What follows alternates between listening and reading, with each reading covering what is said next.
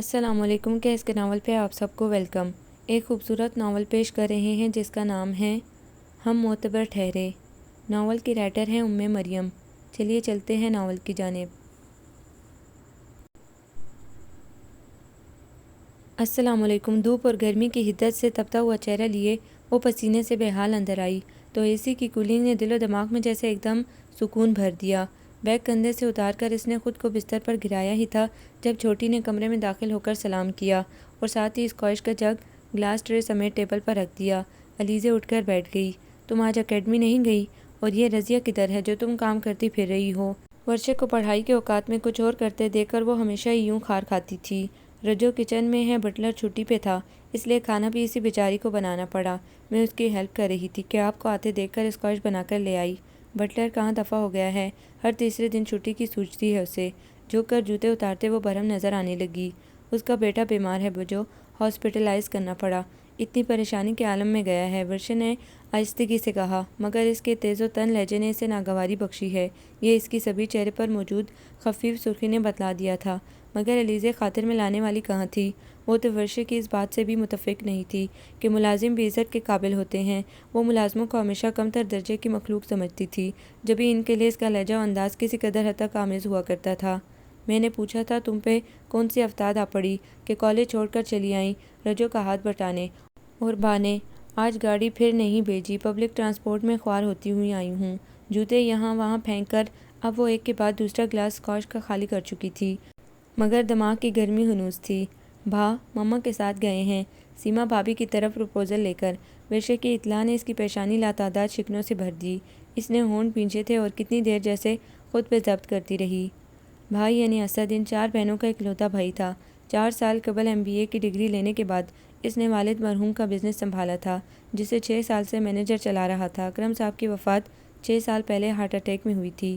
تب 5 بچے زیر تعلیم تھے۔ علینا بیگم بیوگی کی چادر اوڑھ کر بیٹھیں تو 4 بیٹیوں کی ماں کے سر پر کسی رشتہ دار نے بھی دست شفقت نہیں رکھا کہ کہیں ان کے بیٹوں کے لیے اپنی بیٹیوں کے رشتوں کے لیے دست سوال دراز نہ کر دیں۔ گو کہ علینا بیگم حیثیت اور مرتبے میں کسی سے کم نہ تھیں، مگر رشتہ دار تو حیثیت میں ان سے بھی کہیں آگے تھے۔ اور آج کل جیسے کہ ہر کسی کی خواہش ہوتی ہے اپنے سے اوپر دیکھنے کی، تو وہ بھی اپنی اولاد کے لیے کچھ ایسے ہی خواب دیکھتے تھے۔ علینا بیگم کو ناچار مینیجر کے ہاتھ میں سارا حساب کتاب دینا پڑا۔ اسد تعلیم کے ساتھ کبھی کبھار آفس کا بھی چکر لگا لیتا، کبھی مینیجر بھی خدا خوف انسان تھا۔ یوں یہ کڑا وقت نکل گیا تھا۔ زندگی بہت زیادہ پرسکون نہ سہی مگر مطمئن ضرور تھی، مگر یہ اطمینان اس وقت جاتا رہا جب اسد کو اپنے آفس کی ہی ایک ورکر پسند آ گئی۔ وہ قبول صورت سیما کے اداؤں کے جال میں ایسا پھنسا کہ شادی پہ اتاولا ہونے لگا۔ علینا بیگم کو سیما کچھ خاص پسند نہیں آئی تھی، تو وجہ اس کی شکل و صورت اور بیک گراؤنڈ عام ہونا نہیں تھا۔ وہ بھانپ گئی تھی سیما جیسی لڑکیاں گھر بسانے والی نہیں ہوتی۔ اپنی اداؤں سے بلا تفریق ہر مرد کو متاثر کرنے والی لڑکی کو وہ بطور بہو قبول نہیں کر سکتی تھیں، مگر اسد کے سر پہ تو جیسے عشق کا بھوت سوار ہو چکا تھا۔ ناچار علینا بیگم کو ہتھیار ڈالنے پڑے اور بیٹے کی خواہش کے مطابق سیما کا پروپوزل لے جانا پڑا۔ وہاں انکار کس کو تھا؟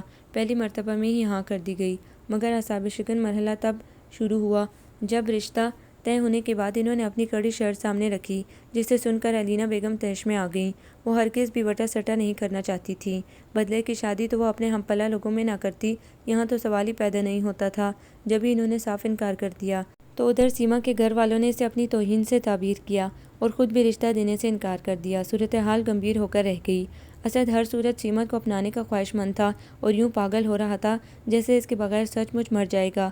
علینا بیگم سے بھی اس موضوع پر اس کی تکرار ہو چکی تھی، صاف لگتا تھا اس کے منہ میں اپنی نہیں سیما کی زبان بول رہی ہے۔ ایک زبردست جھگڑے کے بعد جب اسد نے خودکشی کی کوشش کی تو علینا بیگم جیسے بے حد خوفزدہ ہو گئیں۔ شوہر کے بعد اب ان کے خاندان میں وہی ایک مرد بچا تھا۔ بیٹے کی حیثیت سے تو وہ انہیں عزیز تھا ہی، ایک نگران اور سرپرست کی حیثیت سے بھی وہ انہیں بے حد مطلوب تھا۔ نہ چاہتے ہوئے بھی انہیں اس کی خواہش پوری کرنے کو دل پہ پتھر رکھنا پڑا تو اندر سے جیسے ڈھہ گئیں۔ اسد ان کے مان جانے پر بھی راضی نظر نہیں آتا تھا۔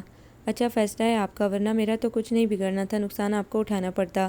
4 جوان بیٹیوں کے ساتھ تنہا زندگی گزارنا ایک بیوہ عورت کے لیے اتنا بھی آسان نہیں، اور ایسا آپ خود کرتی، ظاہر ہے آپ کو اکلوتے بیٹے پر بیٹیاں جو برتن ہیں۔ علینا بیگم بس اسے دیکھتی رہ گئیں، بلکہ اس انداز سے لگتا تھا یہ ان کا وہی کیئرنگ اور لونگ بیٹا ہے جو ان کے آنسوؤں پہ تڑپ اٹھتا تھا۔ آج اپنی خواہش کے لیے کتنی صفاقی سے نظریں پھیر لی تھیں۔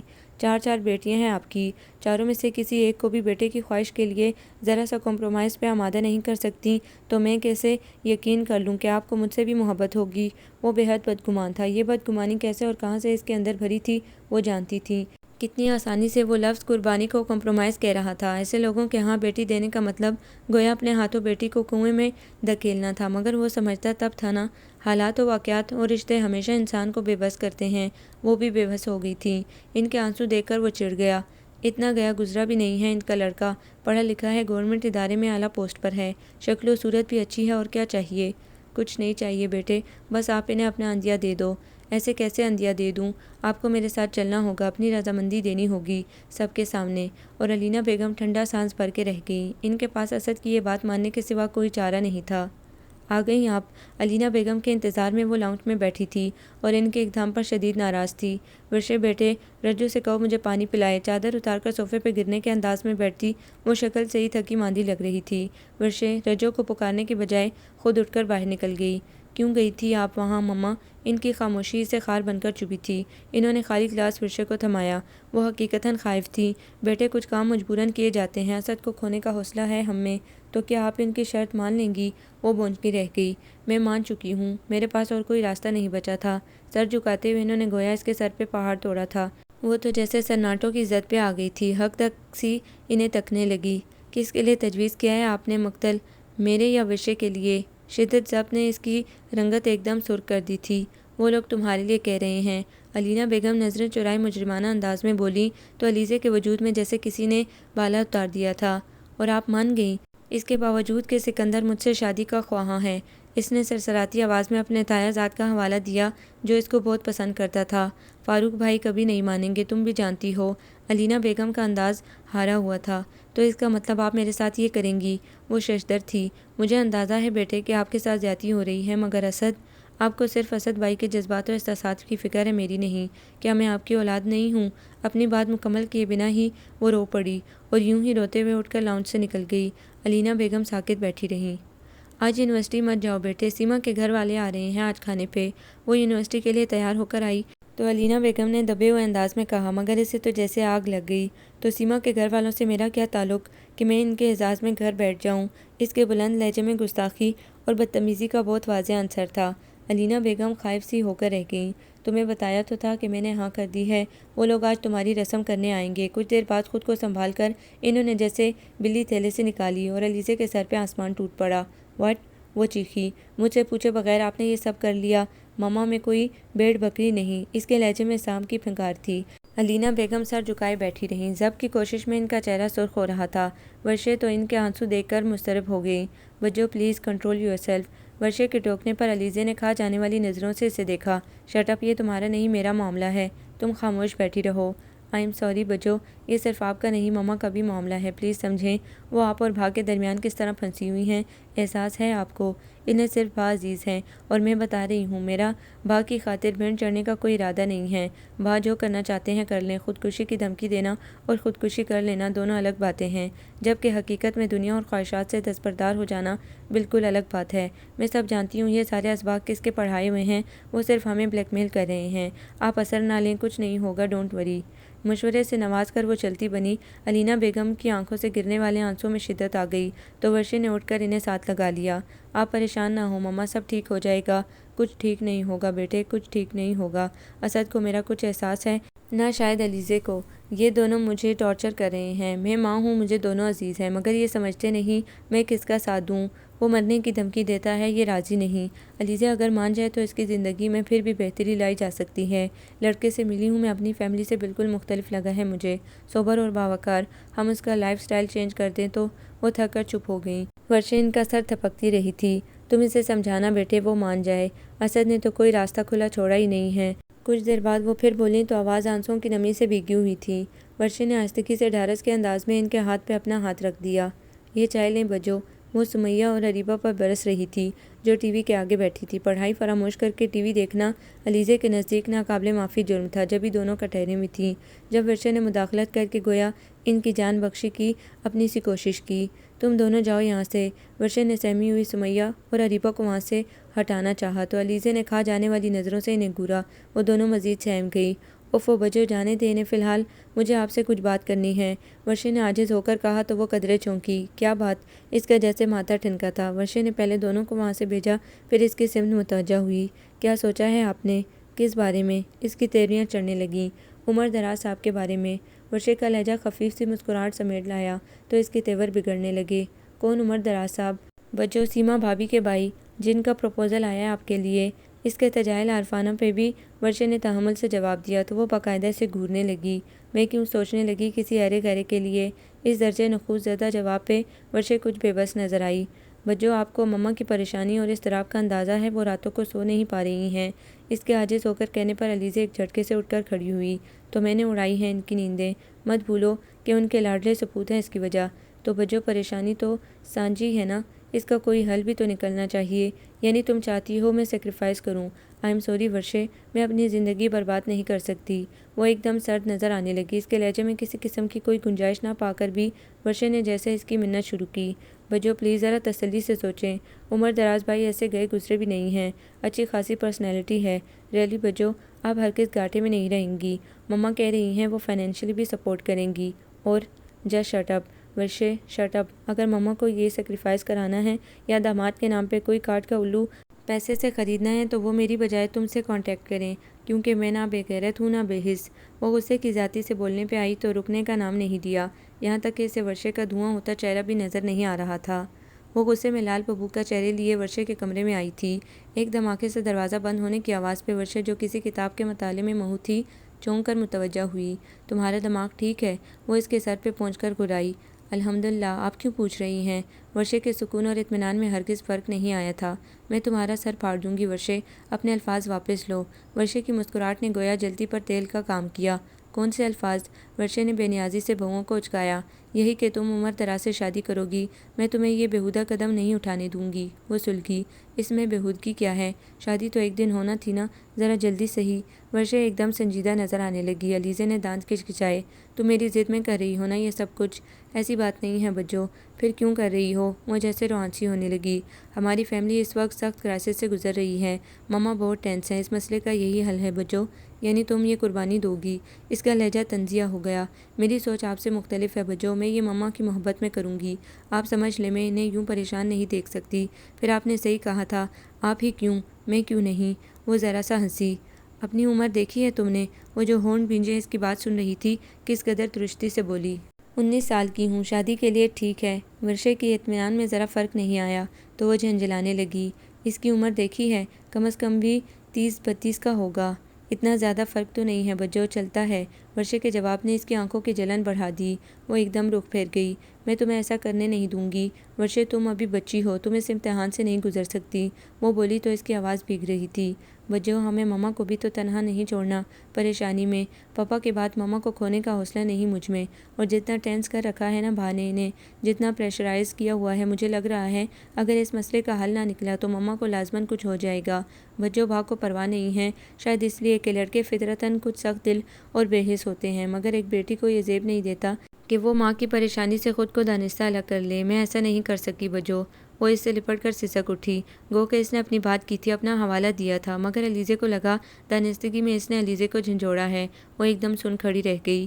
ماما سے کہنا مجھے کوئی اعتراض نہیں ہے، شادی تمہاری نہیں عمر دراز سے میری ہوگی، بتا دینا ماما کو۔ کچھ دیر بعد ورشا کو خود سے الگ کر کے وہ بولی تو اس کے چہرے کی طرح اس کا لہجہ بھی بے حد سپاٹ تھا۔ ورشا کی تحیر اور حیرانی کو دیکھنے وہ وہاں رکی نہیں تھی، تیزی سے پلٹ کر کمرے سے نکل گئی۔ ورشا بتا رہی تھی کہ وہ خود کو بظاہر پرسکون اور نارمل ظاہر کر رہی تھی، مگر مما کی نظریں اس کے ستے ہوئے چہرے کو ہی نہیں، حرکات اور سکنات اور اضطراب کو بھی دیکھ رہی تھی۔ جبھی کسی قدر آسانیت سے بات کا آغاز کیا، مگر اس نے ایک دم چمچہ زوردار آواز سے پلیٹ میں رکھا تھا۔ وہ بالکل صحیح کہہ رہی ہے، آپ ان لوگوں کو بھی مطلع کر دیجیے گا۔ بیٹے، مجھے آپ سے یہی کہنا تھا کہ آپ جو قدم جذباتیت میں اٹھا رہی ہیں وہ ٹھیک نہیں ہے، اور اور جو ورشے کر رہی ہے وہ ٹھیک کر رہی ہے۔ وہ گہرے طنز سے بولی تو ماما نے اسے بغور دیکھا۔ میں نے ہرگز اسے فورس نہیں کیا، وہ اپنی خوشی سے کر رہی ہے تو سمجھوتا بھی خوشی سے کرے گی۔ اگر کوئی خوشی سے نہر میں چھلانگ لگائے تو اسے لگا دینی چاہیے۔ اس کے لہجے کی کاٹ نے ماما کو دو لگ کر دیا تھا۔ کچھ دیر وہ کچھ بول نہیں پائیں۔ آپ یہ سب جذباتیت اور ناراضی میں کر رہی ہیں، اور ناراضی میں اٹھائے جانے والے قدم دانستہ بربادی کی طرف جاتے ہیں۔ آپ سکندر کو پسند کرتی ہیں، آپ کی شادی ہم سکندر سے کریں گے۔ مجھے نہیں کرنی کسی سکندر وکندر سے شادی۔ بس میں نے جو کہہ دیا سو کہہ دیا۔ میں ہرگز ورشے کو تباہ ہوتے نہیں دیکھ سکتی۔ وہ دبے ہوئے لہجے میں چیخ پڑی۔ خود کو تباہ کر لوگی؟ ماما نے اس کی آنکھوں میں جھانکا۔ ان کے لہجے میں عجیب سی بے چینی تھی۔ مجبوری ہے، وہ زہر خان لہجے میں بولی تو ماما نے ہونٹ بھینچ لیے تھے۔ بات کے مرحلے بہت تیزی سے طے ہوئے تھے۔ اس نے کسی قسم کی تیاری میں حصہ نہیں ڈالا، اسی روٹین کے مطابق یونیورسٹی جاتی رہی۔ اس کے تاثرات کو دیکھتے ہوئے ورشے کو اس سے کسی قسم کی بھی بات کرنے کی جرأت نہیں ہو سکی تھی۔ شادی کی ہر تقریب بہترین تھی۔ مایوں، اپٹن، مہندی۔ اسد نے ہر رسم پہ دل کھول کر پیسہ بہایا تھا۔ یوں تو ہر تقریب میں ہی وہ پیاری لگی تھی، مگر مہندی کی رات تو اس پہ کچھ ایسا ٹوٹ کے نکھار آیا تھا کہ اس پہ اٹھنے والی ہر نگاہ کچھ لمحے کو ٹھٹک کر تھم جاتی تھی۔ رسم کے بعد ورشے اسے کمرے میں لے کر آئی، تب بھی وہ بے حد خاموش اور کسی حد تک گمسم سی نظر آئی تھی۔ آنکھوں کی گہرائی میں کچھ آنسوؤں کی بھی نمی تھی۔ جبھی آنکھوں کی چمک کچھ اور بھی بڑھ گئی۔ عمر بھائی بہت ڈیسنٹ ہے بجو، مجھے یقین ہے آپ ان کے ساتھ خوش رہیں گی۔ ابھی آپ کے ہاتھوں پیروں پہ مہندی لگے گی، جاگنا پڑے گا تو چائے بنا کے لاؤں؟ ورشے نے بات بدل دی تھی۔ وہ منع کرتے کرتے سر میں اٹھتی درد کی ٹیسوں کی وجہ سے رک سی گئی۔ ہاں مگر بہت اسٹرانگ بنانا، اور سنو مہندی نہیں لگوانی مجھے، طبیعت ٹھیک نہیں ہے، بس آرام کروں گی۔ مگر بجو، ورشے پریشان ہوئی تو اس نے اسے ٹوک دیا۔ مہندی سے زیادہ لڑکی کی رضامندی ضروری ہوتی ہے ورشے، جب اس کے بغیر شادی ہو سکتی ہے تو پھر یوں بھی ہو جائے گی۔ اس کا لہجہ بے حد سرد تھا۔ ورشے کی رنگت متغیر ہونے لگی۔ مگر بجو آپ کی رضامندی سے؟ ہاں رضامندی۔ وہ تلخی سے ہنسی۔ میں دل کی رضا کی بات کر رہی تھی۔ خیر تم چائے لا دو، اور ساتھ پین کلر بھی۔ اس کی آواز بھرانے لگی۔ جبھی ہونٹ بھینچ لیے۔ ورشے بھیگتی آنکھیں پونچھتی تیزی سے پلٹ گئی۔ علیزے نے ایک سر داغ بھر کے سر تکیے پہ رکھ کے جلتی آنکھیں موند لیں۔ بہت طویل سفر تھا جو اس نے طے کیا تھا، اور اس سے کہیں بڑھ کے صبر آزما گاڑی لاہور کے قدیم علاقے باٹی گیٹ سے بھی آگے 1 گھنٹے تک سفر کرتی رہی تھی۔ تنگ تاریک اور گندی گلیاں جو بیچ در بیچ تھیں۔ بچوں کے ٹولے کا شور اس کی طبیعت مکدر کرتا رہا تھا، جو گاڑی کے ساتھ ساتھ کب سے تعاقب میں تھے۔ بھاری لباس اور زیورات کے بوجھ سے اس کی کمر جھکی جا رہی تھی۔ وہ بہت تھک گئی تھی، بیٹھ بیٹھ کر بھی اور رو رو کے بھی۔ آج اس کی عمر دراز کے ساتھ نکاح کے بعد رخصتی تھی۔ گاڑی کے اندر سناٹا تھا، بس کبھی کبھار جھنجھلاتے ہوئے ڈرائیور کی بڑبڑاہٹ تو کبھی اس کے مقابل بیٹھی اس کی ساس کی لان تان سنائی دیتی، جو وہ محلے کے بچوں کی شان میں بلند آواز سے کرتی تھی، جو اسے اماں خیرن کہہ کر چھیڑ رہے تھے، اور اس کی ساس تیش اور جھنجھلاہٹ میں انہیں گالیاں دینے لگتی۔ خدا خدا کر کے گاڑی ایک جگہ رکی۔ ساس صاحبہ نے علیزے کے اوپر اڑائی چادر کا لمبا سا گھونگھٹ نکال دیا۔ وہ جز بز تو ہوئی مگر کچھ بولی نہیں۔ آس پاس شور بڑھ گیا تھا، عورتوں کی آوازیں جن میں ہنسی بھی شامل تھی، بچوں کے رونے کی آوازیں فضا میں پھوٹتے پٹاخوں میں دب گئی۔ اسے گاڑی سے نکالا گیا۔ وہ اندھوں کی طرح خود کو بے بس محسوس کرنے لگی۔ مان اسے دونوں اطراف سے دبوچ لیا گیا۔ مووی کی فلیش لائٹ اس کی دبی چادر کے گھونگھٹ سے گھس کر اس کی آنکھیں چندیانے لگی۔ وے عمر ووٹی کے ساتھ ساتھ چل، تجھے کس بات کی آخر آئی ہوئی ہے؟ صبر سے کام لے، دلہن تو تجھے ابھی 3 گھنٹے نہیں ملنے والی، جتنی مرضی پھرتی دکھا لے، کسی شوق مزاج خاتون نے ٹھٹا لگا کر کہا۔ پھر ہر طرف کھی شروع ہو گئی۔ ہنسی ٹٹول اور واہیات مذاق کا ایک سلسلہ چل نکلا۔ علیزے کا دل گھبرانے لگا۔ علیزے کو عین سین میں ایک کرسی پر بٹھانے کے بعد اس کی چادر اتار دی گئی۔ کسی نے اس کا میک اپ سنوارا تھا۔ سستے سینٹ اور پسینے کی ملی جلی لپٹیں علیزے کو اکائیاں سی آنے لگی۔ خیرن خالہ، تیری نو تو بڑی مجاجاں والی ہے، پتہ نہیں لگا کہ کھائے گی تیرے ساتھ کہ نہیں۔ میک اپ سنوارنے والی موٹی درمیانی عمر کی لڑکی نے اپنی پاٹدار آواز میں تبصرہ کیا۔ وہ علیزے کے چہرے پہ بیزاری اور ناگواری کو پا کر کس قدر جزبز ہوئی تھی۔ ہاں بھئی، نخرے کیوں نہ ہوں، آخر اونچے گھر کی رہنے والی ہے۔ کسی اور نے جلے دل کا پپولا پھوڑا تھا۔ علیزے ساکت رہ گئی۔ اسے سمجھ نہ آئی اس موقع پر اسے کیا کرنا چاہیے۔ کچھ رسمیں ادا کی گئیں، پھر اسے چھت پر بنے کمرے میں پہنچا دیا گیا، جو ریشمی رنگین پھولوں اور برقی کمکموں سے سجا ہوا تھا۔ کمرے میں تازہ چونے کی خوشبو اندر داخل ہونے پہ اس کی ناک میں گھسی تھی۔ اس کے جہیز کا قیمتی فرنیچر چھوٹے سے کمرے میں بری طرح سے ٹھونسنے کی کوشش کی گئی تھی۔ اس کا دل کچھ کم جل کر خاک نہیں ہوا تھا، اور بھی بیزاری اور دکھ سے لبریز ہو گیا۔ بھابھی آپ آرام کریں، میں عمر بھائی کو بھیجتی ہوں۔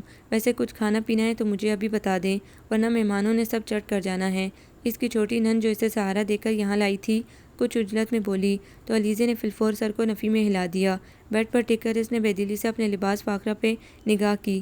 دھنک کے رنگوں جیسا بے حد خوبصورت اسٹائلش شرارہ سوٹ، میچنگ کے زیورات، وہ شہر کے سب سے مہنگے پارلر سے تیار ہو کر آئی تھی، تو وہ اس کی اس موقع پر خود کو دی اہمیت نہیں، اس کا اسٹینڈرڈ ہی یہی تھا۔ مگر اس کا نصیب، اس نے اپنی ہتھیلیوں کو خالی نظروں سے دیکھا اور سسکیاں دبانے کو ہونٹ بھینچ لیے۔ ٹپ ٹپ آنسو اس کے ہاتھوں کو نم کرتے رہے۔ جانے کتنی دیر تک وہ یوں ہی دل کا بوجھ ہلکا کرتی رہی۔ نیچے سے آتا شور بتدریج ہلکا پڑتا گیا۔ وال کلاک کی ٹک ٹک گہرے ہوتے سناٹے پہ غالب آنے لگی۔ جب پہلے سیڑھیوں پہ پھر دروازے کے باہر بھاری قدموں کی آہٹ ابھری تھی، وہ قدرے چونک اٹھی۔ دروازہ کھول کر جو بھی اندر داخل ہوا تھا، علیزے کی نگاہ اس کے جوتوں سے اوپر نہیں اٹھ سکی تھی۔ اس کے دل میں اسے دیکھنے کی معمولی سی بھی خواہش نہیں ابھری تھی۔ ارے آپ ابھی تک اسی طرح بیٹھی ہیں؟ چینج کر کے آرام کرتی۔ خاصے جھجک کر سلام کرنے کے بعد وہ اسی کترائے ہوئے انداز میں مخاطب ہوا تھا۔ علیزے نے نہ چاہتے ہوئے بھی سر اونچا کر کے تیکھی نظروں سے اسے دیکھا۔ یہاں اس روم میں اس قسم کی سہولت میسر نہیں تھی، ورنہ میں یہ زحمت نہیں کرتی، وہ جواباً تڑک کر بولی، اور عمر کچھ اور بھی ہچکچاہٹ کا شکار ہو گیا۔ آئی ایم سوری، میں آپ کے بیگ کا ابھی پتہ کرتا ہوں سعدیہ، وہ پکارتا ہوا الٹے قدموں باہر چلا گیا۔ علیزے کا چہرہ جلنے لگا۔ اسے محسوس ہوا یہ معمولی شخص جان بوجھ کر اسے ذلیل کر کے گیا ہے۔ کچھ دیر بعد اس کی واپسی ہوئی تھی تو ساتھ وہی لڑکی تھی جو اسے یہاں چھوڑ کر گئی تھی۔ بھابھی یہ آپ کے کپڑوں کا بیگ ہے، کون سا سوٹ پہنیں گی مجھے بتائیں، نکال کے استری کر دیتی ہوں۔ بیڈ کے نیچے سے سوٹ کیس کھینچ کر نکالنے کے بعد اسے کھولتی ہوئی وہ مستعدی سے بولی، تو علیزے نے اسے ٹوک دیا، نہیں تم جاؤ، میں خود نکال لوں گی۔ وہ تو جیسے خود ایسی ہی بات سننے کی منتظر تھی۔ سکھ کا سانس بھرتی ہی رفو چکر ہو گئی۔ علیزے نے پہلے زیورات اتارے تھے، پھر دوپٹے کی پنیں نکالنے لگی۔ اس کام سے فراغت کے بعد دوپٹہ اتار کر بیزاری سے صوفے پہ پھینک دیا اور جھک کر سوٹ کیس سے کپڑے نکالنے لگی۔ گرے لائننگ والا ٹراؤزر اور ساتھ کی شرٹ اٹھا کر سیدھی ہوئی تو صوفے پہ بیٹھے میویت سے اپنی جانب متوجہ عمر پر نظر پڑی اور لمحے بھر کو ٹھٹک سی گئی۔ گڑبڑا تو عمر بھی گیا تھا جب اس سٹپٹا کر فوری طور پر نگاہ کا زاویہ بدل لیا۔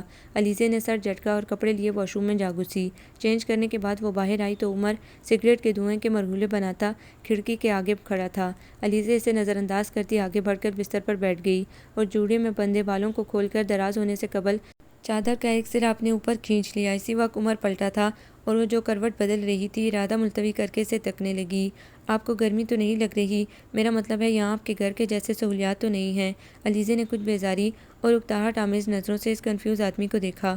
پتہ نہیں وہ اتنا نروس کیوں ہو رہا تھا۔ اگر لگ رہی ہے تو آپ کے پاس کوئی ہے اس کا حل؟ نہیں نا، وہ بدمزگی سے بولی تو اس کا چہرہ خفت سے سرخ پڑ گیا۔ وہ بے ساختہ نظریں چرا گیا۔ مجھے احساس ہے کہ آپ کے ساتھ زیادتی ہوئی ہے، یہاں کچھ بھی ایسا نہیں ہے جو آپ کے شایان شان ہو۔ اچھا، وہ گہرے طنز سے ہنسی، پھر زہرخند لہجے میں بولی، اگر اتنا احساس تھا میرا تو پھر نہ کرتے یہ شادی۔ اس کے اعصاب چٹک اٹھے تھے، غصہ دماغ میں ٹھوکریں مارنے لگا۔ احساس زیاں کچھ اور گہرا محسوس ہونے لگا۔ اس کے گھورنے پہ عمر کچھ خائف سا ہو گیا۔ علیزے نے ہونٹ بھینجے، پھر سر تک چادر کھینچ کر لیٹ گئی اور عمر جو کچھ کہنے کو لب کھول رہا تھا گہرا سانس بھر کے رہ گیا۔ ساری رات گرمی حبس کی وجہ سے وہ سو نہیں سکی تھی۔ صبح دم لائٹ بھی کچھ ٹکی تھی، شاید اسی وجہ سے اس کی آنکھ لگ گئی۔ سو کر اٹھی تو دن کے 10 بج رہے تھے۔ کمرہ باندھ باندھ کے چہروں سے بھرا ہوا تھا۔ وہ بیزار سی اٹھ بیٹھی۔ اتنی دیر تک سوتی ہو، نہا دھو تو لینا تھا، رحمت کے فرشتے پاس نہیں آتے؟ کسی بیاہتا نے نصیحت کی، پھر جیسے یہی موضوع چھڑ گیا۔ گزشتہ شب کے حوالے سے مذاق، شوخیاں اور چٹکلے۔ اس کے چہرے کا تناؤ بڑھنے لگا۔ بھینچتے ہوئے ہونٹوں کے ساتھ اس نے کسی شناسہ چہرے کی تلاش میں نگاہ دوڑائی تو چھوٹی نند سعدیہ اسے میز پہ چڑھی ہوئی نظر آئی۔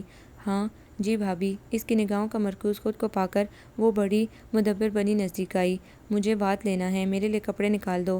ان جاہل عورتوں کی رنگ برنگی باتیں سننے سے بہتر اس نے یہی سمجھا تھا، ورنہ رات ایسا کچھ قابل ذکر نہیں تھا کہ یہ اہتمام کیا جاتا۔ عجب چیمپو سا شخص تھا وہ، جتنا نروس نظر آ رہا تھا اس سے بڑھ کے گریزا۔ اس کے لیٹنے کے بعد وہ صوفے پہ سکڑ سمٹ کر لیٹا تھا اور صبح فجر کی پہلی اذان کے ساتھ یوں اٹھ کر بھاگا تھا جیسے قید سے رہائی ملی ہو۔ انتظار میں تو وہ بھی اس کی پلکیں فرش راہ نہیں ہوئی تھی، مگر یہ نظر اندازی عجیب سی خفت اور توہین میں مبتلا کر کے رکھ گئی تھی۔ سعدیہ نے لپک چپک اس کے کپڑے واش روم تک پہنچائے تھے۔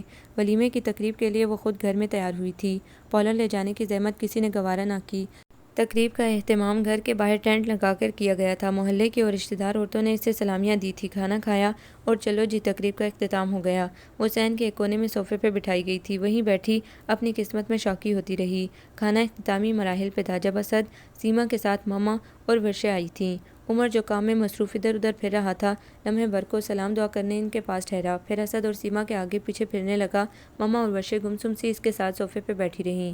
سیما نے ان کے آنے کا انتظار کیے بغیر کھانا کھانے پہ ناگواری کا اظہار بھی کیا تھا، جو جھگڑے کی شکل اختیار کرتا رہ گیا کہ عمر کی اماں کو خود بیٹی کی اتنی تاخیر نے غصے میں مبتلا کیا ہوا تھا۔ بجو آپ اتنی خاموش کیوں ہیں؟ ورشے کو اس کی خاموشی سے وحشت ہونے لگی، جب بھی ٹوکا، کیا بولوں تم بتاؤ؟ جواباً وہ پھیکے سے انداز میں مسکرائی، اور ماما نے ہونٹ بھینچ لیے تھے۔ انہیں اس کی نظریں سراسر الزام دیتی ہوئی لگی تھیں۔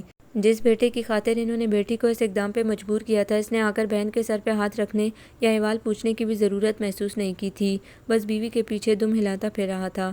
ایسی کون سی گیدڑ سنگی ہے ان ماں بیٹیوں کے پاس کہ ہر کوئی انہی کا دیوانہ بنا ہوا ہے؟ ورشے کو سب سے زیادہ غصہ عمر پہ آ رہا تھا، جو انہیں وقت دینے کے بجائے ماں بہن کے پاس گھسا ہوا تھا۔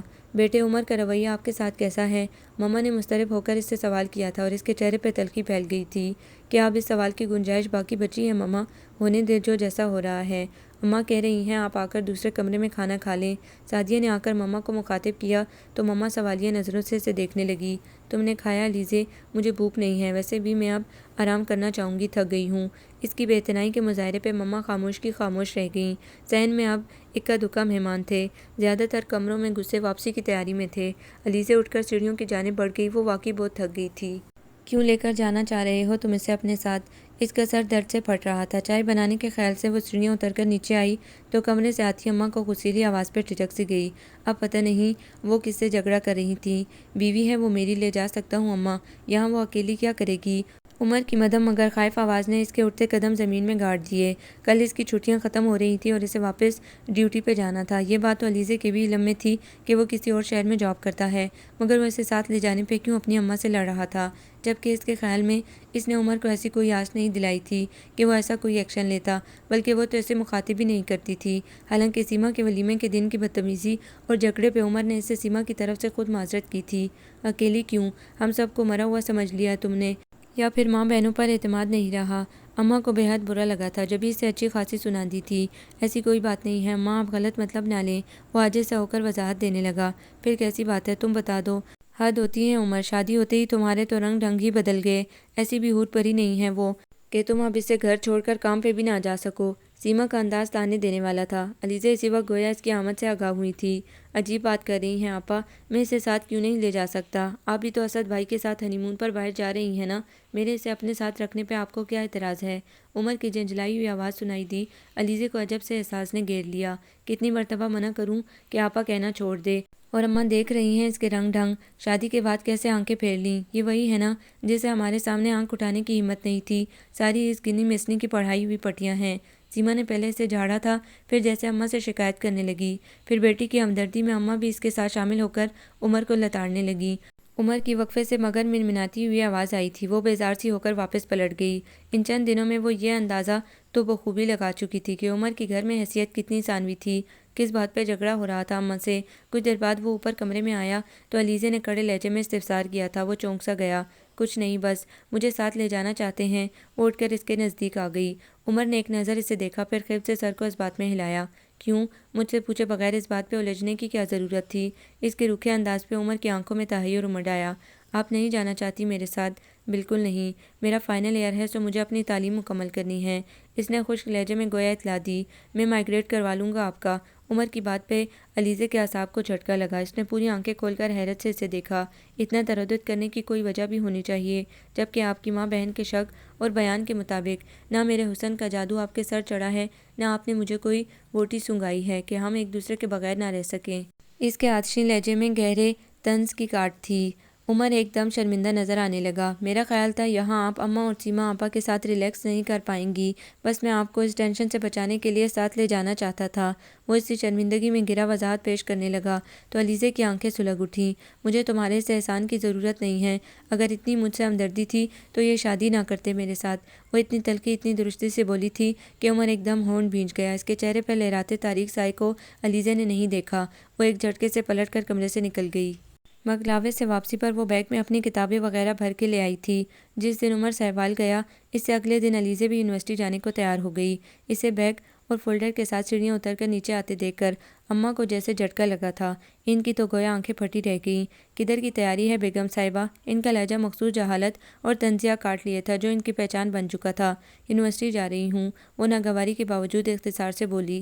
اس نے سب کچھ چپ چاپ برداشت کرنے کا عہد کر لیا تھا۔ شادی کے بعد پڑھائیاں نہیں ہوتی، گھر سنبھالے جاتے ہیں، کام کون کرے گا یہاں؟ وہ اس کی آنکھوں کے آگے ہاتھ نچا کر تلخی سے بولی تو علیزہ خائف سی ہو گئی۔ ٹھیک ہے اماں، سب کام کر لیا کروں گی، مگر یہ میرا آخری سال ہے اور بہت اہم بھی۔ وہ لجاجت سے بولی، تجھے تیری ماں نے سسرال میں رہنے کا ڈھنگ سکھا کر نہیں بھیجا؟ اتنی منمانی کی یہاں اجازت نہیں کہ منہ اٹھایا اور گھر سے چل دی اور کسی کو خبر بھی نہیں۔ وہ پھنکاری تو علیزہ روحانسی ہو گئی۔ میں عمر کو بتا چکی ہوں، انہیں کوئی اعتراض نہیں تھا۔ بات سن بی بی، تیرے قسم کے سوا بھی گھر میں کوئی رہتا ہے، یہ تیرے ماں پیو کا گھر نہیں ہے جو بے قاعدگی چلے گی۔ یہاں کے کچھ قاعدے قانون ہیں، بزرگوں کا کچھ لحاظ ہے، آئی کچھ سمجھ کے نہیں؟ وہ پھنکاری تو علیزہ کا چہرہ غم و غصے کی زیادتی سے باب چھوڑنے لگا۔ وہ لب بھیجے ساکن کھڑی رہ گئی۔ شام تک اماں نے سیما کو بلا لیا تھا، پھر اس کی عدالت لگ گئی۔ وہ بغیر کسی گناہ کے مجرم ٹھہری تھی۔ سیما نے اس کی اور سعدیہ کی ایک ایک دن کی کام کی باری مقرر کی تھی۔ اماں اب کوئی کام نہیں کریں گے، اور تمہاری پڑھائی پتہ ہے کتنی مہنگی ہے، اتنی باری فیسیں کون بھرے گا تمہاری؟ میرے بھائی کی تو ساری تنخواہ تمہاری فیسوں کی نظر ہو جائے گی، اور اسد سے آس لگانے کی ضرورت نہیں، ساری عمر کا ٹھیکہ نہیں لے رکھا ہم نے تمہارا، بہتر ہے پڑھائی چھوڑ دو۔ اس نے بڑے آرام سے اس کی زندگی کا ایک اور بڑا فیصلہ اپنی مرضی سے صادر کر دیا۔ یہ میرا فائنل ایئر ہے، بہت اہم سال ہے، آپ جانتی ہیں، پھر چند مہینے ہی تو رہتے ہیں، میں اپنا زیور بیچ کر فیس جمع کروا دوں گی۔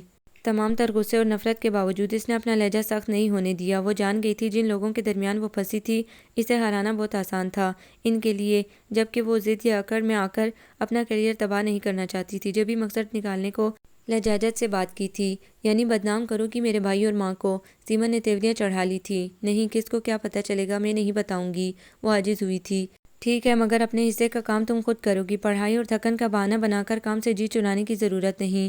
اس کے لہجے میں تحکم تھا۔ تمام تر ناگواری کے باوجود علیزہ نے خاموشی اختیار کی تھی، اپنا بدلہ کسی اور وقت کے لیے اٹھا لیا تھا۔ زندگی اس کے لیے ایک دم سے بہت کٹھن ہو کر رہ گئی تھی۔ صبح یونیورسٹی جانے سے قبل سعدیہ اسے ناشتہ تیار کر دیتی، صفائی بھی وہی کیا کرتی۔ پبلک ٹرانسپورٹ سے دھکے کھا کر یونیورسٹی جانا آنا ہی اسے اتنا تھکا دیتا تھا، پھر رات کا کھانا بھی اسے ہی تیار کرنا پڑتا۔ رات کو اتنا تھک جاتی کہ پڑھائی کی ہمت نہ رہتی۔ دن ایسی مصروفیت میں گزر رہے تھے، سیما اکثر چکر لگاتی رہتی، مگر کچھ دنوں سے سکون تھا کہ دونوں ہنی مون کے لیے چلے گئے تھے۔ وہ یونیورسٹی سے آئی ہی تھی کہ اس کے سیل پہ مما کی کال آ گئی تھی۔ علیزہ ماں کو بھول گئی ہو بیٹے، کبھی آ جایا کرو ملنے۔ انہوں نے چھوٹتے ہی شکوہ کیا، پہلے آپ نے مجھے بلایا تھا، جب ہی مجھے اس جہنم میں جھونک دیا، اب صبر کرے، جو کچھ بھی ہو رہا ہے اس پہ۔ وہ جھلستی ہوئی گرمی سے آئی تھی، گھر میں لائٹ نہیں تھی، وہ تو خود بھی بیزار تھی، اس زندگی سے سمجھوتہ کر چکی تھی، مگر پتہ نہیں مما کو معاف کیوں نہ کر پائی تھی۔ شاید شکوہ بھی اپنوں سے کیا جاتا ہے، اس وجہ سے وہ اپنا دکھ ان پر ہی آیا کرتی تھی۔ گو کہ سارا فیصلہ مما کا نہیں تھا، اس نے خود بھی اس میں حصہ ڈالا تھا۔ مجھے معاف کر دو بیٹا، مجھے تمہاری زندگی کی تلخیوں کا اندازہ ہے، تمہیں کیا پتہ سکون میں تو ہم بھی نہیں ہیں۔ یہاں سیما نے ہمیں سولی پہ چڑھایا ہے، ہولے ہولے سب کچھ اپنے نام کروا رہی ہے۔ پچھلے دنوں ورشے کے لیے بھی ایک رشتہ جانے کہاں سے ڈھونڈ کر لے آئی، بڈھا کوسٹ سیٹ ہے، یقیناً دولت کا لالچ دیا ہوگا انہیں، اسد بھی ساتھ مل گیا تھا۔ وہ روحانسی ہو کر اپنے حالات بتانے لگی۔ علیزہ کے غصے کی جگہ تشویش نے لے لی۔ مما آپ ہرگز بھی اسد بھائی کی بات نہیں مانیں گی، چاہے وہ کتنا ہی فورس کریں۔ نہیں بیٹے تم فکر نہ کرو، تمہاری مرتبہ معاملہ اور تھا۔ مما کی تسلی پہ اس کے سینے کی گہرائیوں سے سرد آہ نکلی تھی۔ یہ موضوع اسے ہمیشہ غمگین کر دیتا تھا اور شاکی بھی۔ تم اس مرتبہ بڑی جلدی چکر لگا لیا۔ ہاں بھئی، اب بیوی کی محبت کھینچ لائی ہے، جب تک ماں تھی نگوڑ ماری راستہ تکتی تھی، تب تو مہینے کے مہینے بھی بار بار بلانے پہ شکل دکھانے آیا کرتے تھے۔ اماں نے اس کا حسب توقع استقبال کیا تھا۔ وہ ٹھنڈا سانس بھر کے رہ گیا۔ سعدیہ مجھے ایک گلاس ٹھنڈا پانی پلانا، اماں میری ترقی ہو گئی ہے، بس یہی بتانے آیا تھا۔ ہاں بھئی، اب اسے بھی بیوی کی خوش بختی کے کھاتے میں ڈال دینا۔ ان کے شکووں کا ایک انبار تھا، گویا وہ کہاں تک وضاحتیں کرتا۔ سعدیہ لپک چپک ٹھنڈا پانی لے آئی تھی۔ یہ فروٹ اٹھا لو، میں ذرا نہا لوں۔ خالی گلاس ٹیبل پہ رکھتے ہوئے وہ اٹھ کھڑا ہوا تو اماں کی تیوری چڑھ گئی۔ بیٹھ جاؤ 2 منٹ ماں کے پاس بھی، کمرے میں تیری بیوی تیرے انتظار میں نہیں بیٹھی ہوئی ملے گی تجھے، آوارہ گردی کو نکلی ہے۔ کیوں، کہاں گئی ہیں؟ عمر نے الجھ کر پہلے انہیں پھر سعدیہ کو دیکھا کہ ان سے تو جواب کی توقع نہیں تھی۔ یونیورسٹی تمہیں نہیں پتہ، اب مکر نہ جانا، فون پہ ہمارے خلاف کان بھرتی ہے وہ جانتی ہوں۔ ایک نیا الزام بڑے دلے سے عائد ہوا تھا۔ وہ آپ کے وضاحت دیے بغیر کان لپیٹ کر اوپر کمرے میں آ گیا، کپڑے نکال کر پہلے غسل کیا، پھر کچھ سستانے کے خیال سے لیٹا ہی تھا کہ اسی وقت لائٹ چلی گئی۔ وہ بیزار سا ہو کر کچھ دیر بیٹھا رہا، پھر کمرے سے باہر آ کر نیچے اترتے ہوئے سعدیہ کو دروازہ بند کرنے کو پکارا تو اس کی بجائے اماں کمرے سے نکلی۔ اب کدھر خوار ہونے جا رہا ہے اسے لینے؟ نہیں، میں ذرا مارکیٹ جا رہا ہوں، UPS لگوانے کا سوچا ہے۔ بڑی بات ہے بھائی، قسمت والی ہے وہ، جس کے آتے ہی گھر میں ساری سہولتیں آ رہی ہیں۔ ایک ہم ہیں کہ ساری زندگی اسی گھر میں سڑتے ہوئے گزار دی۔ خود خریدنے کی بجائے اس کے بھائی کو فون کر وہ لگوا کر دے، ہمارے مفت کے پیسے نہیں ہیں جو برباد کرتے پھریں۔ ان کے اعتراضات اور کل شروع ہو چکی تھی۔ عمر نے عاجز ہو کر انہیں دیکھا۔ اماں، یہ ہمارے گھر کی چیز ہے، ہم کیوں کسی سے مانگتے پھریں؟ پھر یہ صرف اس کے لیے تو نہیں لگوا رہا؟ ہاں تو اور کس کے لیے لگوا رہا ہے؟ منہ نہ ہی کھلوا میرا۔ یہ خیال تجھے شادی کے بعد ہی کیوں آیا آخر؟ وہ لڑنے کو تیار تھیں۔ عمر زچ ہو کر واپس پلٹ آیا۔ ٹھیک ہے، میں نہیں لگوا رہا، جانے دیں۔ کسی قدر غصے سے کہہ کر وہ سیڑھیاں چڑھ کر اوپر چلا گیا تھا۔ اماں کا منہ اتر گیا، وہ کتنی دیر بڑبڑاتی رہیں۔ 1 گھنٹے بعد لائٹ آئی تو سعدیہ اس کے لیے کھانا لے آئی تھی۔ وہ کسل مندی سے اٹھ کر بیٹھ گیا۔ علیزے کب تک آ جاتی ہیں؟ آج ہی دیر ہوئی ہے بھائی، ورنہ اس وقت تک آ جاتی ہیں۔ آج کیوں دیر کر دی؟ فون ہے اس کے پاس؟ اسے فطری تشویش نے آن لیا۔ جی ہے ان کا سیل فون، مگر مجھے نمبر نہیں پتہ۔ سعدیہ کے جواب نے اس پر روز ڈال دی۔ نمبر کا تو اسے بھی نہیں پتہ تھا۔ اچھا ٹھیک ہے، تم جاؤ، وہ کچھ سوچ کر بولا۔ سیل فون نکال کر وہ علیزے کی مما سے استفسار کرنے کا سوچ ہی رہا تھا کہ اسی پل بیرونی دروازے پہ دستک ہوئی۔ اس نے اٹھ کر کھڑکی سے جھانکا۔ سفید سوٹ میں دھوپ اور گرمی سے تمتمایا ہوا چہرہ لیے علیزے ہی تھی۔ اماں اسے دروازے پہ ہی روکے دیر سے آنے پہ بس پرس کر رہی تھیں۔ بس خراب ہو گئی تھی، اسی وجہ سے دیر ہو گئی۔ وہ رسان سے وضاحت دے کر سیڑھیوں کی جانب بڑھ گئی۔ اماں پیچھے بڑبڑاتی رہی۔ عمر واپس آ بیٹھا۔ علیزہ اپنے دھیان میں اندر آئی تھی، اسے سامنے پا کر کچھ چھٹک سی گئی۔ السلام علیکم، وہ رسان سے بولا تھا۔ وہ چونکی، پھر سپاٹ انداز میں جواب دیتے چادر اور بیگ اتار کر رکھنے کے بعد منہ ہاتھ دھونے واش روم میں بھاگی۔ عمر کی نگاہ ڈائننگ ٹیبل کے آئینے میں دکھائی دیتے اپنے عکس پہ جا ٹھہری۔ اس کے چہرے پہ عجیب سی یاسیت تھی۔ اس اچانک ہونے والے سامنے نے بھی علیزے کے چہرے پہ خوشی یا مسرت کا کوئی رنگ نہیں بکھیرا تھا۔ یقیناً وہ اس کے نزدیک کچھ اہمیت نہیں رکھتا تھا، اور رکھتا بھی کیوں؟ وہ ایک بے حد عام سا انسان تھا، اور وہ کسی ریاست کی شہزادی لگتی تھی جسے قسمت کی ستم ظریفی نے اپنے بے رحم تھپیڑے سے یہاں لا پھینکا تھا۔ وہ علیزے کے رویے سے شاکی نہیں تھا، وہ اپنی جگہ پہ بالکل درست تھی۔ کاش اسے پہلے اماں اور آپا کے اس منصوبے کا پتہ چل جاتا تو وہ صاف منع کر دیتا۔ عین مہندی کی رات جب وہ گھر پہنچا تھا تب اس کے سر پہ یہ بم پھوڑا گیا تھا۔ وہ کیا کر سکتا تھا، وہ بھی اس صورت جبکہ اماں اور آپا نے ہمیشہ اسے دبا کر رکھا تھا۔ اسے ان کی کسی بھی بات سے اختلاف کی ہمت نہ کب تھی جب تعلیم مکمل ہونے کے بعد قسمت سے اسے گورنمنٹ آفس میں جاب ملی تو اس سے 3 سال پہلے ہی سیما ملازمت کر رہی تھی۔ وہ اس سے 3 سال بڑی تھی، مگر طرح دار تھی اور بننے سنورنے کا سلیقہ تھا، جب ہی خود پہ بے حد توجہ دیتی۔ آس پاس کے گھروں اور رشتہ داروں کے منہ سے بھی اس نے متعدد بار اماں اور آپا کے لیے اخلاق سوز باتیں سنی تھیں جو اسے شدید ناگواری میں مبتلا تو کرتی تھیں، مگر وہ باز پرس کا حق محفوظ نہیں رکھتا تھا۔ ایک بار اپنے کزن سے اس کی کسی بات پہ تکرار ہو گئی اور فہد نے اسے منہ کی مار مار کر چپ کرا دیا تھا۔ او بس کر، تو بڑا آیا شریف، تیری بہن جتنی پاک باز ہے نا، سب جانتا ہوں۔ اتنی جگہ تو اس کے معاشقے چلے ہیں، لوگوں کو الو بنا کر لوٹنا تمہاری آپا کے بائیں ہاتھ کا کھیل ہے، اور تیری اماں پورا ساتھ دیتی ہیں اس کا۔ فہد کی ایسی کئی اور باتوں نے اس کا گرم خون کھولا دیا تھا، اور بات لڑائی مار کٹائی تک جا پہنچی تھی۔ پورے خاندان میں اس لڑائی اور اس کی وجہ نے ہفتوں گردش کی تھی، اور اماں نے الٹا اسے ہی رکیدا تھا۔ تجھے ضرورت کیا تھی اس کے منہ لگنے کی؟ گند کو چھیڑ کر چینٹیں پڑوانے والی بات۔ اس نے جواب میں ان باتوں کی وضاحت مانگ لی تھی۔